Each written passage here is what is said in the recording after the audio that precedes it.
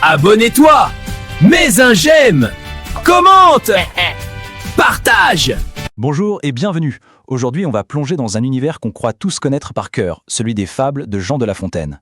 Mais attention, derrière ces petites histoires d'animaux se cachent des leçons d'une profondeur incroyable. Allez, c'est parti, on explore ça ensemble. Et La Fontaine nous le dit d'emblée, les fables ne sont pas ce qu'elles semblent être. C'est une sorte d'avertissement. Il nous dit « oubliez les gentilles histoires pour enfants ».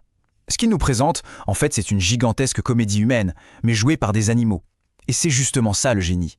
Se servir des bêtes pour nous parler de nous, de nos défauts, de nos qualités. Alors comment ça marche exactement? Eh bien, c'est ça, sa première grande idée, la sagesse déguisée. La Fontaine, il avait compris un truc fondamental sur la nature humaine.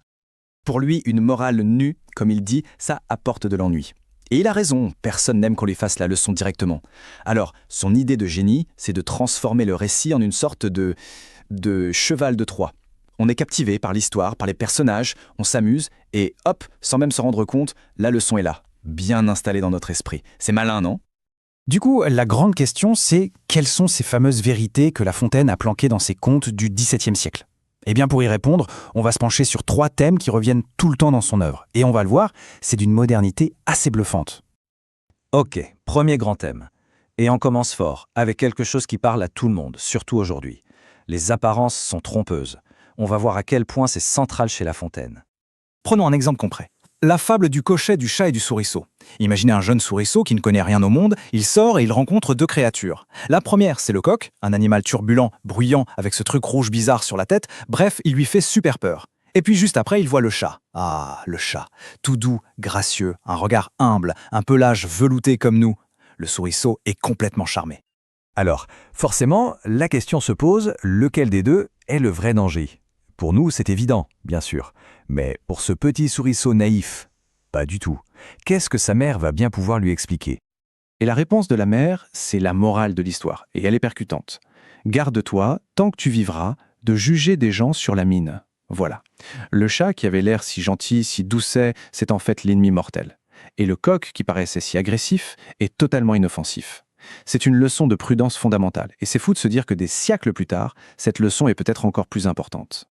Et ce n'est pas un thème qu'il aborde une seule fois. Pensez au cerf. Le cerf qui se regarde dans l'eau. Il adore ces bois si grands, si beaux, mais il déteste ses pattes, qu'il trouve moches et toutes fines. Sauf que voilà, quand les chasseurs arrivent, ce sont ces pattes qui lui permettent de s'enfuir, et ce sont ces magnifiques bois qui finissent par se coincer dans les branches et le faire capturer. Ce qui est beau peut nous perdre, et ce qui nous paraît laid peut nous sauver. Bon, après les apparences qui nous trompent sur les autres, passons à ce qui nous trompe sur nous-mêmes. Et là, on touche à un autre grand classique de la nature humaine, la folie de l'orgueil. Et pour illustrer ça, quoi de mieux que la course la plus célèbre de toute la littérature? Le lièvre et la tortue, évidemment.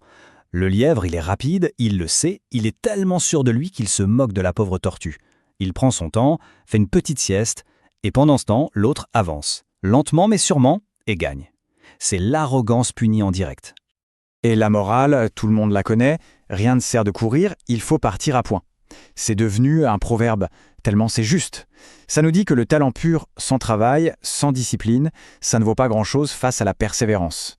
C'est une idée super puissante, surtout à notre époque où on veut tout de suite. Et ce piège de l'orgueil, on le retrouve partout chez La Fontaine, sous plein de formes différentes. Il y a le chasseur qui se vend de pouvoir battre un lion, mais qui détale à la seconde où il en voit un. Il y a le mulet qui se la raconte parce que sa mère était un cheval de course, mais qui oublie un peu vite que son père est un simple âne. À chaque fois, le message est clair. L'ego est un très mauvais conseiller. Allez, 3e et dernier grand thème, et pas des moindres, les leçons sur le pouvoir. Là, La Fontaine se fait presque politologue. Il analyse avec une finesse incroyable les rapports de force, cette relation toujours compliquée entre les puissants et les faibles. Regardez par exemple cette histoire de compétition entre le vent du Nord, Borée, et le soleil, Phébus. Le défi, faire enlever son manteau à un voyageur. Borée y va en force, il souffle de toutes ses forces. Résultat, le voyageur s'emmitoufle encore plus. Puis, c'est au tour de Phébus. Lui, il ne fait rien d'autre que de briller, de réchauffer doucement l'atmosphère. Et bien sûr, le voyageur finit par enlever son manteau tout seul. La morale est d'une simplicité désarmante, mais tellement vraie. Plus fait douceur que violence. En gros, la persuasion, l'influence douce, c'est bien plus efficace que la force brute. C'est une leçon de management incroyable, avant l'heure. Mais attention, La Fontaine n'est pas un doux rêveur. Il sait que le pouvoir peut aussi être brutal.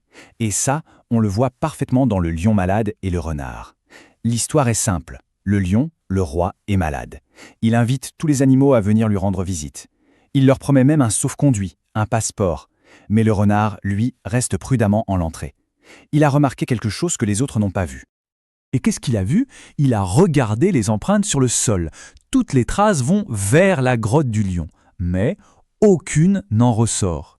Et sa conclusion est glaciale. Je vois fort bien comme l'on entre et ne vois pas comme on en sort. Le message est clair.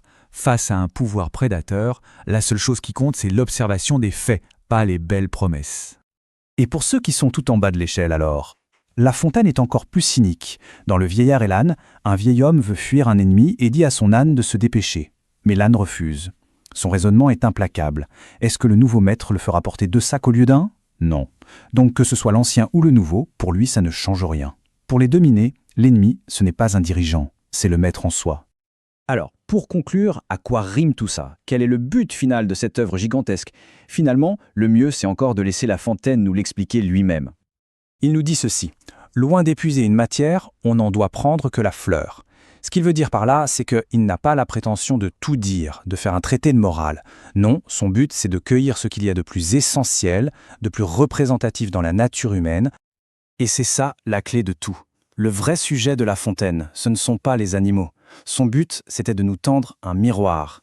Le loup, le renard, la cigale, le lion, ce sont juste des masques. Et derrière chaque masque, eh bien, il y a nous. Chaque fable est un petit miroir qui nous renvoie une facette de ce que nous sommes.